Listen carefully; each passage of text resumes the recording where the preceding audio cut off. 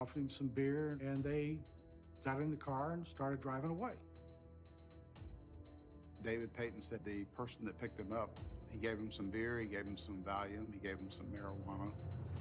And then he said the man offered to pay him for nude photographs with some bondage being tied to trees. Eager to make a few bucks, Payton went along with it. Payton says that he made a turn down a road and then cut back into the woods. Moments later, the car hit a mud puddle and got stuck. Payton had asked, well, I can go back and push it out. He said the subject's demeanor totally changed, very authoritative. No, you stay here. The man barked at Payton to get behind the wheel while he got out to push. That's when Payton made a terrifying discovery. Payton looked around the back seat of the car. That's when he saw a rope, saw a tarp, and a knife in the floor. Now he's concerned. He came to realize that this was not about photography. This was about violence. This was about murder. As soon as they pushed it out of the hole, Mr. Payton just floored it and took off. He said he was afraid for his life.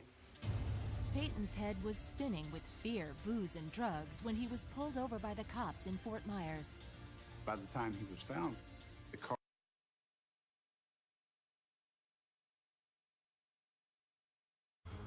We think that he was doing that to find people who wouldn't be missed.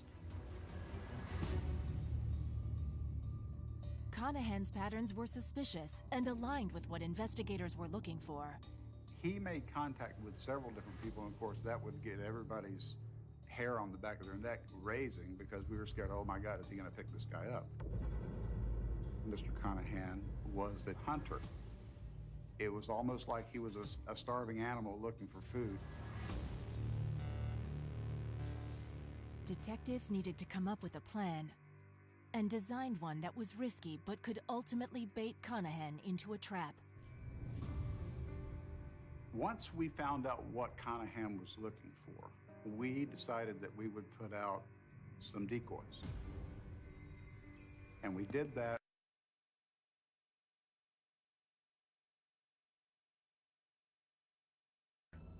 Yeah, I understand that, but let's get beyond the embarrassment. That's scary.